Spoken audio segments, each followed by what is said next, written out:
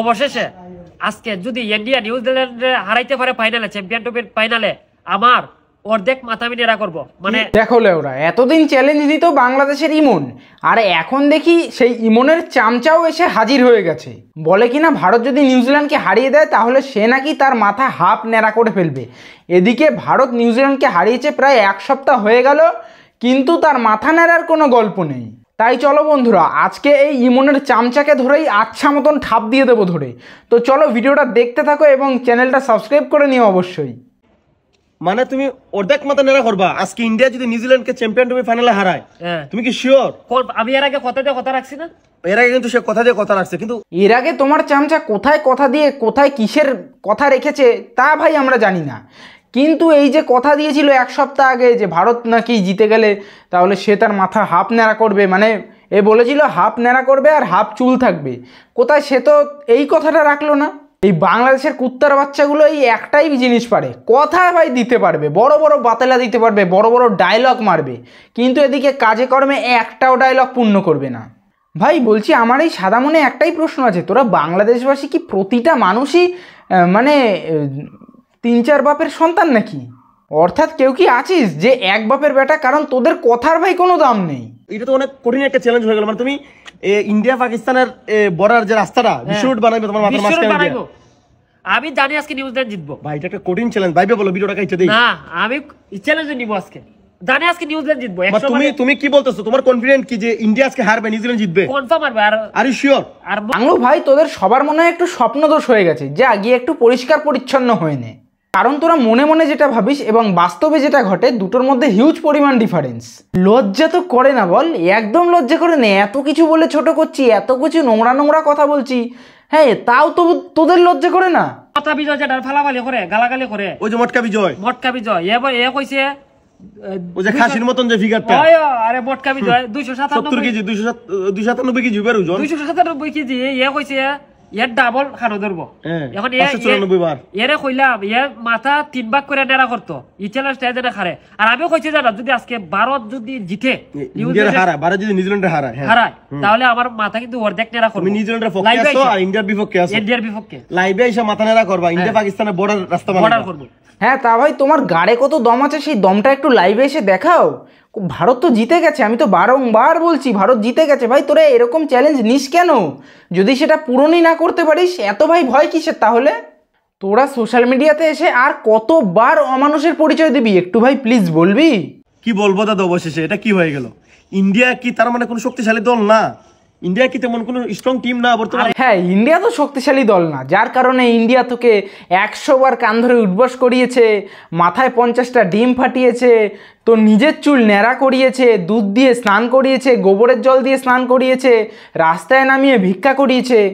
সত্যি বলছি, ইন্ডিয়া শক্তিশালী দল নয়।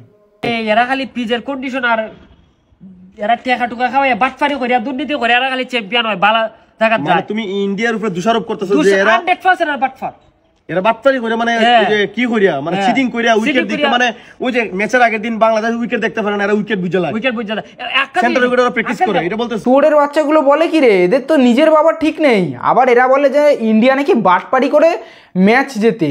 তা ভাই তোরা একটু বাটপারি করে একটু খেলাটা জিতে দেখা। মুরত তো নেই মনে হয় মাঠে নেমে একটা ব্যাটের সাথে বল কানেক্ট করার। আবার ক্রিকেট নিয়ে এত জেনে গেছিস তোরা যে ইন্ডিয়া বাটপারি করে টাকা খাইয়ে ম্যাচ জেতে? হ্যাঁ, খেলা পোদের পেছনে ঘুঙুর বেঁধে এমন নাচাবো না, পাশের বাড়ির লোক সেই ঘুঙুরের শব্দ শুনে বলবে যে পাশের বাড়ির ডিজে বাজছে। পাকিস্তান হইছে খেলা চ্যাম্পিয়ন, এরা কেন দুবাই খেলবে? ভয় ভাইয়া পাকিস্তান যায় না? এটা অনেক লজিক আছে, বিষয়টা অনেক কারণ আছে, এগুলোতে আমরা না যাই। শোন ভাই, ইন্ডিয়া যে এই পাকিস্তানে যায়নি চ্যাম্পিয়নশিপ ট্রফি খেলার জন্য, এতে ভাই বাকি 7খানা টিমেরই ভাগ্য ভালো।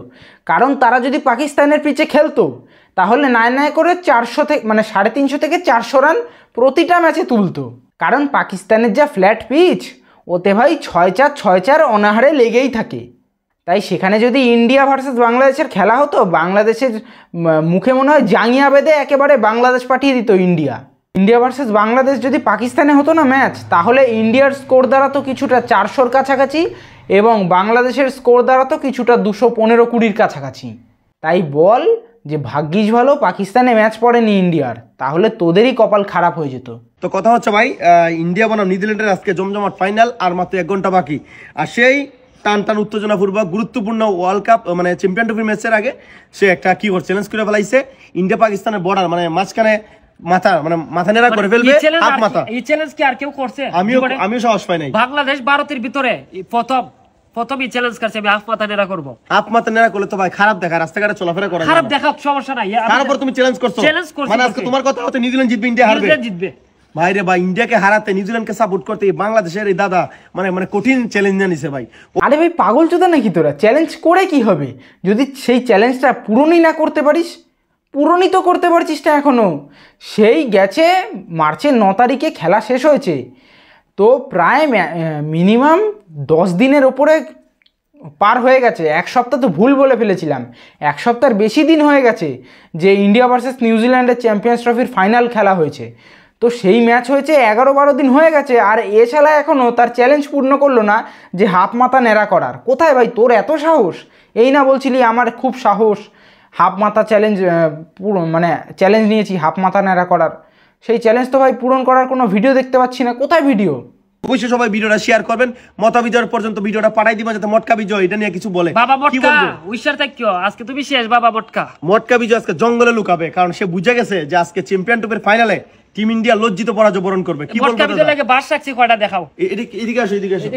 মটকা বিজয় এই বাসগুলো কার জন্য রাখছো? মটকা বিজয় 1টা 2টা 3টা 4টা 5টা 8টা বাস আছে। 8টা বাস মটকা বিজয়কে একদম ঢুকিয়ে দিবা। হ্যাঁ বলছি ভাই, যে এই বাসগুলো অন্য একজনের জন্য তুলে রেখেছিস না, যে ইন্ডিয়া হারবে নিউজিল্যান্ড জিতবে এই শখের আশায়, বাসগুলো এখন নিজেদের পশ্চাতে গুজে দে ভালো করে। আর শুধু বাস গুজিস না, আবার ছুলে ছালে যেতে পারে, একটু তেল মালিশ করে নিস। ছি ছি ছি, জীবনে মানুষ দেখেছি, অমানুষ দেখেছি, বেহায়া দেখেছি, জানোয়ার দেখেছি, কিন্তু মুখে জাঙ্গিয়া বেঁধে জুতো ঝুলিয়ে গলায় এরকম প্রকার মানুষ ভাই আমি জীবনে দেখিনি, যারা কিনা অন্য দেশের লোকের জন্য বাস রেডি করে রাখে, এদিকে তারা নিজেরাই পুরো আছলা বাস পেছনে ঢুকিয়ে বসে আছে। তো শেষ হয়েছে চ্যাম্পিয়ন ট্রফি ফাইনাল, তো এমনি মটকা বিজয় করতে বেরিয়ে না, কারণ আজকে তো ইন্ডিয়া হারবে। শিওর 100% ইন্ডিয়া আজকে হারবে। তার মানে ইন্ডিয়া হারলে তো আর তোমার চ্যালেঞ্জ রাখা লাগতো না।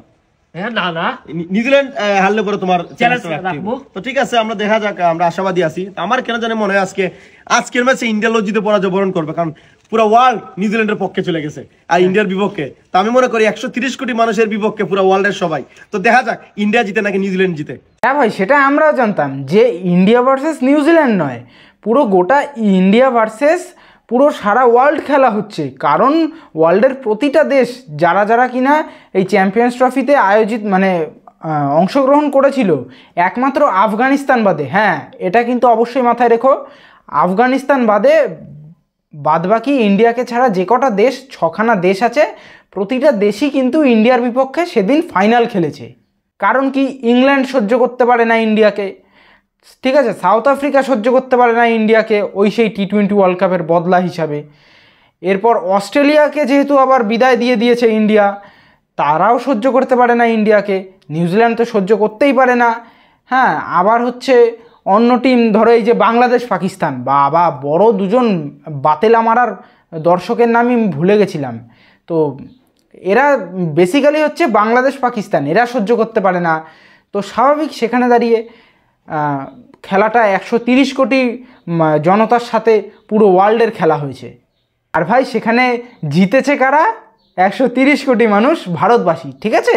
তাই ওই বাতেলা এর পরের থেকে তোর ফেসবুক পেজে আমি দেখি মন, ঠিক আছে, জুতো দিয়ে চাপড়াতে একেবারে বাংলাদেশ ছিটকে ফেলে দেবো।